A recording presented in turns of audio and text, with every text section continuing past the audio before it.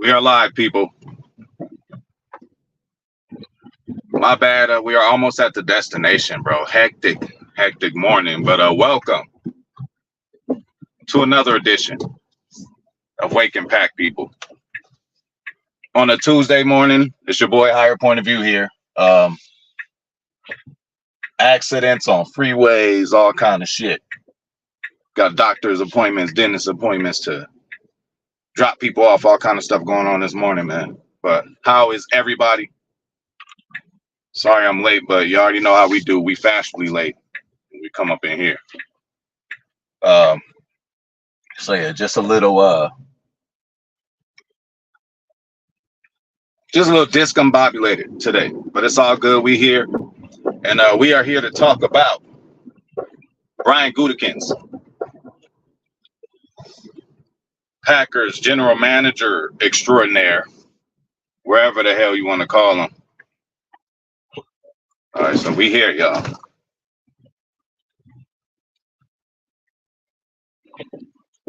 Man, oh man. Finally, it was a lot of traffic, man. Whole freeway was damn shut down, you know? What are we doing? All right, so we can get into it. Go ahead, change the view for y'all. Here we go. Okay. My little shit together. All right, we're here. Sorry about that, y'all. Man, hey, had to do the thumbnail, get the show ready and all that while driving. I know that's not the safest thing to do, but it is what we had to do today. So let's get into it. Brian Gutekunst, he has spoken. Meetings. We all know about the meetings that happened yesterday, and we'll just get into what was talked about with our GM. So, you know, obviously they mentioned Aaron Jones first, and just like all of us, Brian Gutekunst just mentioned how it was a tough deal to do. We did ask him to go and, possibly, see what's up with a pay cut. He didn't want to do it, and that's when the waters got muddy. All right. Muddy, whatever you want to call it. And they asked about Jacobs too. So then another thing that we did learn, it was a fantasy for about 20 to probably about 10 to 15 minutes for us Packer fans. It was a fantasy for us to just imagine Josh Jacobs and Aaron Jones in the same backfield. But as they asked Goot, that was probably never going to be a possibility anyway. So you go ahead and throw that out the window. And then, talked about Josh Jacobs very highly, talked about not only what he does on the field, but his, off the field leadership, stuff we already like to know and stuff like that. He was a captain. So was McKinney. He talked about getting McKinney, one of the people who asked him a question said, I know you guys don't spend a lot of money often. So clearly this is a thing. Everybody knows about Green Bay. We don't really do these kind of things, right?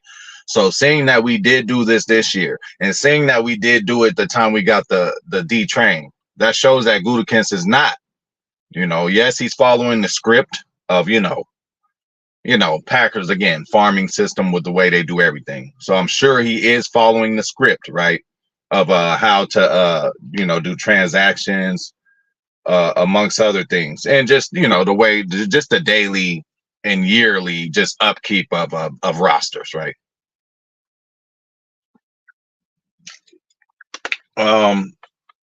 They talked about the new return rules, and he said he's all for them.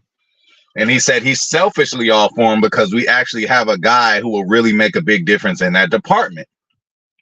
Keyshawn Nixon, they asked about that re-signing and how important it was to the team. And he said that was one main priority. Nah, TR, you think it was a rapture on the damn freeway I was on today. Had the shit just blocked off bumper to bumper for an extra hour of time that I did not want to do. So, running a little tardy, I had to do everything as I'm driving, get this show together and all that. But shout out to TR. Thank you for coming through, bro. Fashionably late, but you know how I go. Just talking about Brian Gutekunst. Hey, you ain't late, homie. Shout out to Zane Strong, bro. I'm the one who's late today. Caught up in a lot of traffic, man. So yes. Keyshawn Nixon, he talked about the new rules and he said, I selfishly would like these rules to come into effect because he knows the caliber of guy that he has. And speaking of Keyshawn Nixon, for all you guys, he doesn't need to play corner. We don't need him at nickel. He's horrible.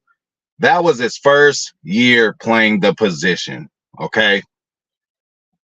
And he was asked about Halfley. Again, Halfley has had his hand into every transaction that we've done. Okay. So clearly he said Halfley wanted Keyshawn and was excited to have him and see what he could do with him. So what I'm telling y'all about Keyshawn, fuck getting burnt, assignments, whatever it is where he fucked up at corner. If you just don't see the pure athlete, the speed, the acceleration, change of direction, if you don't see that, then you on your own. And I just think he's a player we can really use. And again, hopefully these rules do change. It was voted on. I think we'll know, probably should know already or would know within a few hours, but that change seems to be imminent, right? So that's going to help us out. And on top of the change, like he already was an all-pro 2 years in a row, right? Y'all seen the quote that I put up. So if y'all going to give him a more of an advantage, I mean, hey, good luck to you. So that's that.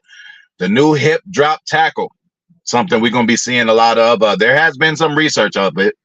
And they say if you are to average it up, it will probably happen once or twice a game. Okay. And this is also a call because, again, I know everybody's thinking like, damn, we still trying to figure out what the hell a catch is. Now we got to figure out this tackle shit. There is going to be a period of time, again, these are professional refs, obviously.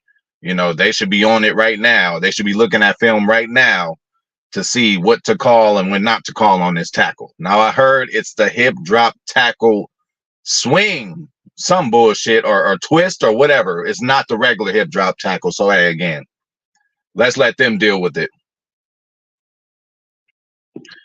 That's another thing, Zane. It's about being a step ahead, right?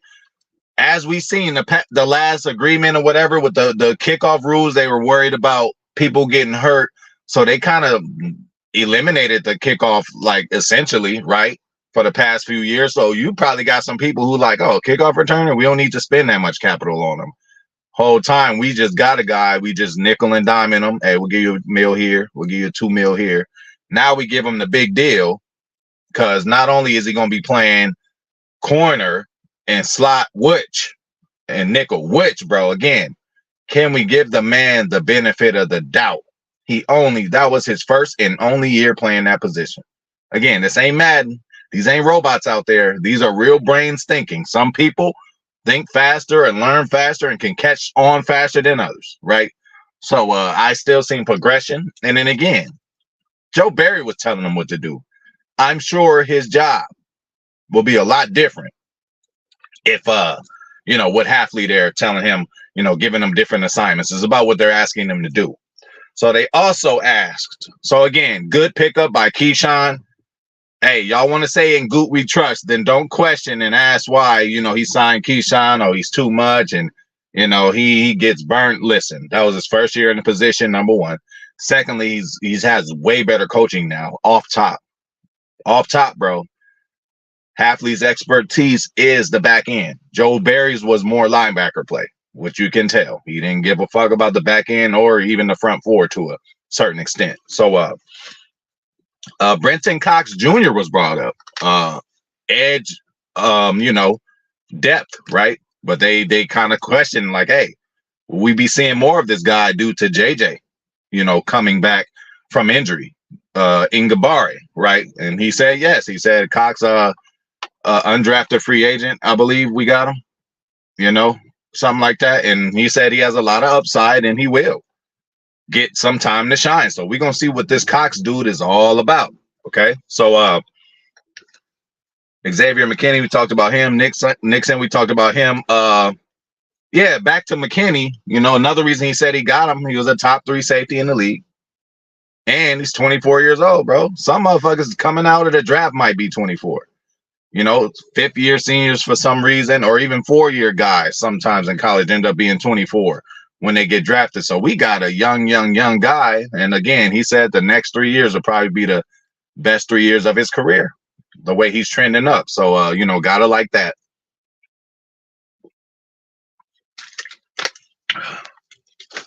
Draft picks. He mentioned that we have 5 out of the first 91 picks. That's a good damn ratio, y'all. I mean, just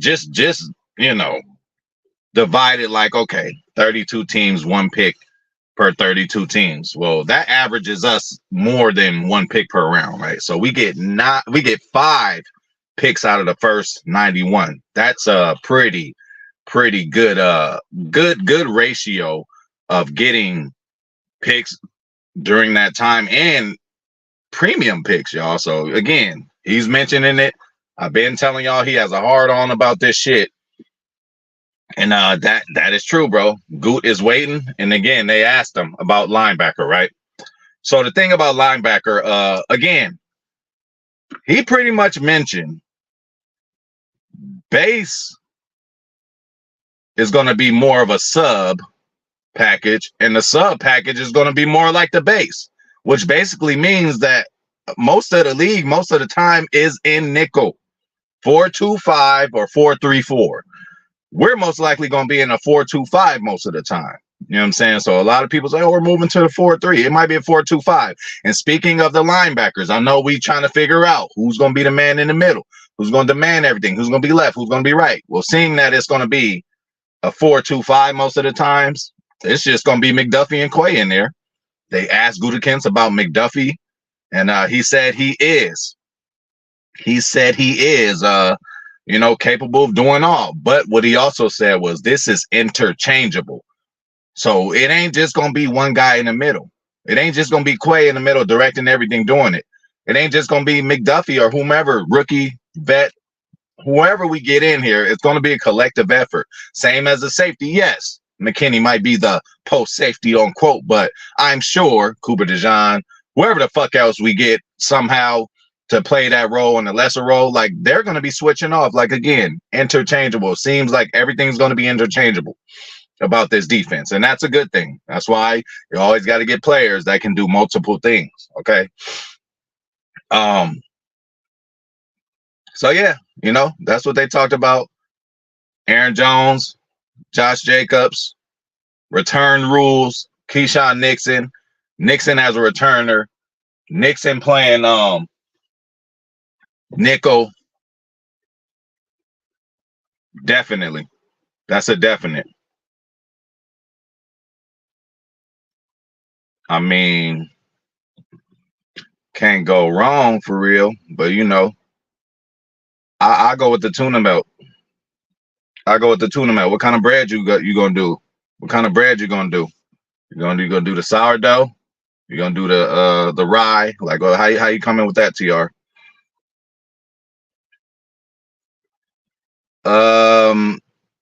Not that big, not that big, but yeah, they mentioned that too to Gutekunst. They said we are pretty much oversized at that position, and he said, because a lot of the other teams are undersized at that position, but he said he'd rather have them bigger on the outside like that. So he said he'd rather have them bigger. So I don't know about 300 pound, but 260, 265, that range for sure. Oh, it's all good, bro. I mean, when we talk Packers all day and every day, there's going to be some downtime, but it's more so just hollering at y'all and talking to y'all. Oh yeah, sourdough. So you on that sourdough Sam, huh? Speaking of the Niners, see, we in sync. But yeah, that would be overall. I love me some sweet Hawaiian. Wheat bread for sure, like probably what I just go to for my regular go-to, but like my favorite bread is sourdough. You feel me? Like, you got shit, just throw some butter on there and toast it with me. I'm good. But you could do the tuna melt, you could do the turkey salad. I mean, you could do a lot with the sourdough. So I'm with the sourdough.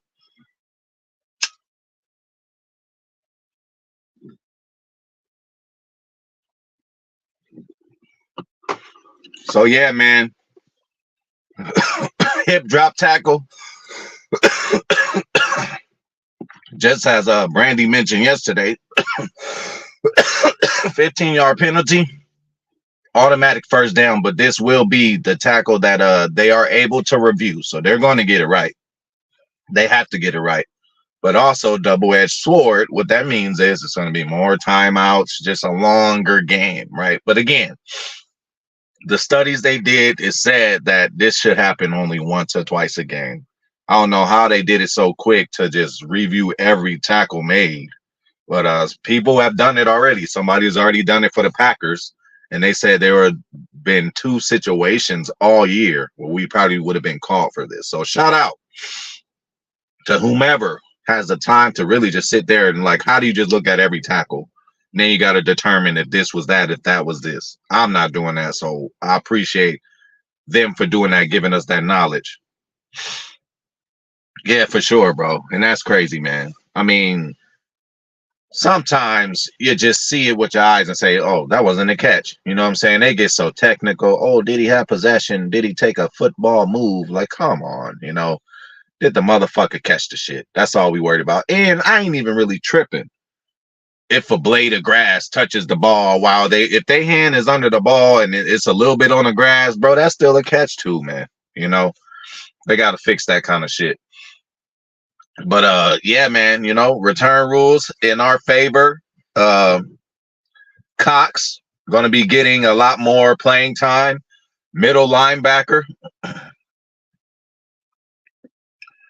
Oh, you already know. They probably already doing it, man. AI is just, you know, taking over the world, bro. And, you know, that was the whole plan, you know. Now, when they have these AI machines just come out here whooping our ass, what is we really going to do?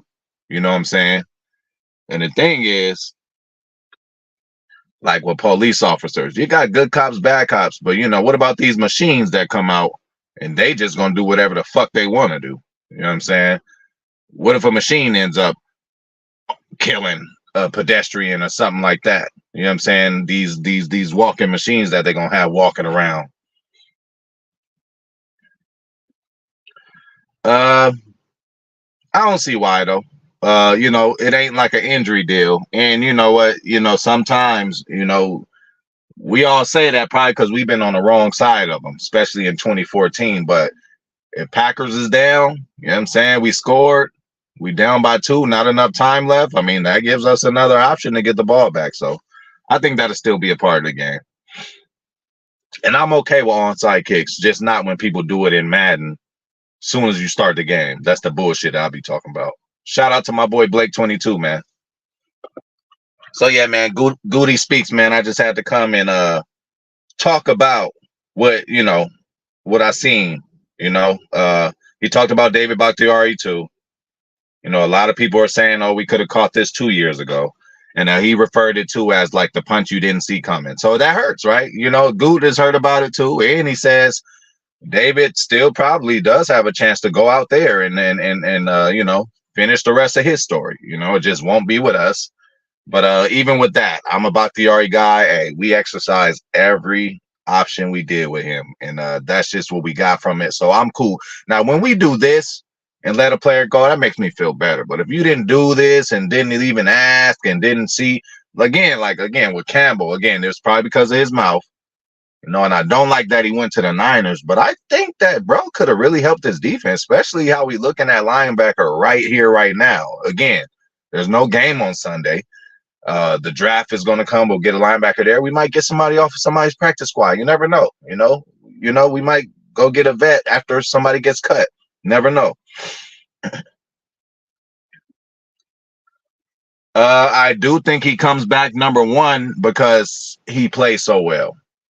Number 2, because he's kind of like a exception, because when he did get drafted, he was probably, I don't know if it's to this day, but he was the youngest player drafted in his draft, like, you know, on some crazy shit. So like, even though it seems like he's been around forever, like he's still young in the game, especially compared to his position. And thirdly, we still need him because Devontae Wyatt has not stepped up and played a role to where we can let Kenny go. We keep talking about some get Kenny some help. We cannot be talking about some get rid of Kenny. So I do think that there's always exceptions, right? Hey, Jair was an exception. Packers normally pick, longer and bigger built corners, but he was there. Talent we had to have, and we got him. So I just think Kenny's a unicorn in that kind of way. And again, the dude's his play has not fell off. And you gotta think Halfley is going to be able to do something with him. I do believe, if I'm not mistaken, Halfley was able to coach Aaron Donald, so he knows we're not comparing the two. And again, good riddance to Aaron Donald for retiring and all that. So yeah. And then you know what? Like, I don't know. I seen some stupid memes or whatever, GIFs or whatever, where it shows Aaron Donald says he retiring, and then the Niners talking about we wasn't worried anyway. Like, shut the front door. Like, y'all, he was in every offensive game plan y'all had. When y'all came up with y'all offense, y'all pretty much circled Aaron Donald every time. So don't be acting like, even as a fan base too, hey, be happy the dude is retiring and just say, you know what, I'm glad we ain't got to deal with that no more. Don't say, oh, we wasn't worried about him. That's just not true. You know what I'm saying? That's just like, we ain't even got to go into that. That's just like a motherfucker saying, oh, we ain't worried about Aaron Rodgers, when we had Rodgers and we was playing Minnesota and whoever. Like, y'all was worried. Rather win, lose, or draw. Y'all motherfuckers was worried. Oh, for sure.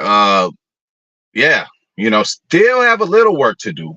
But to have J Love under his belt, that pick, and I know he loves it, that's another thing they asked him. So let me ask you guys, right? Just another thing they asked him. They was like, well, you're going to get this dude a lot of money. They're going to find something to say. He was like, he only played a certain third of the season at that high level. Are you worried about regression or any of that? And he just was like, no, we had him for 4 years. We got to know him. And he said, I'd rather be in this position than opposed to giving somebody else off the street a lot of money. Not off the street, but, a high-end free agent quarterback, a lot of money, because they don't know the motherfucker. He can come in, he got to learn the system and all this and all that. So, again, the way that Jordan Love was just groomed in the system, I know, it was just, and then, like, what a good problem to have. We got Love sitting on the bench. Motherfuckers was making a narrative out of the whole thing. Fuck J Love, or we should trade him. All this and that. But the whole time, it's like, we should just be happy we got both. You know what I'm saying? Just like when I pick like Jaden Reed and my boy out of the receivers, I just think he has like the most upside to really just come out and, be a force. Not that I don't like him any less than Romeo. Again, I love them all. Again, it's like picking your favorite kid with our receivers nowadays. Like, we got them all. But yeah. Yeah, we need that. Not only be, I was gonna say not only be consistent, but yeah, for sure, we need him to be more consistent, and I think that'll really help because again, he's shown some flashes, and that's all I need to know, and all I need to see is some flashes. So he's shown that, but still a lot of work done. But again, I told you guys with defensive linemen, certain positions in football, it takes a little longer to get used to it. It's different. Defensive linemen and offensive linemen are going at it. It's pretty much a wrestling match, right? So why do they make weight divisions in wrestling and boxing and whatever? It's because, they try to make it fair for people. So it's pretty unfair for, even though some of these kids have grown up bodies, they still kids, right? So it takes them a year or two to get that physicality of being thrown around and pushed around by a motherfucking 34, 35, 33, 32-year-old. Even a 28-year-old, 29-year-old on a 22-year-old rookie. It's still a difference. Let's just act like, grade school. Even though me, when I was in second grade, I beat up a fourth grader. When I was in sixth grade, I beat up an eighth grader. But that was just from having an older brother and me beating his friends up. So I'm like, well, if I could beat them up, these is, the same, So anyway, but yeah, man. But yeah, Goot speaks, and I believe we covered everything he talked about. Just to go over it one more time, Aaron Jones, Josh Jacobs never had a chance to play with each other. All right. So it went bad once Aaron Jones people said we ain't taking a pay cut. Return rules, Gutekunst is all for them. And he's all for Keyshawn Nixon returning, and he's all for Keyshawn Nixon being a nickel, which he only played 1 year under. So I think 1 year under, you know, and you were with Joe Barry, you got to get this dude another chance.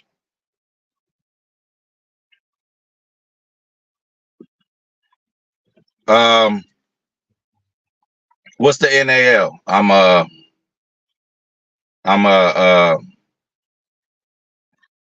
I'm shooting a blank.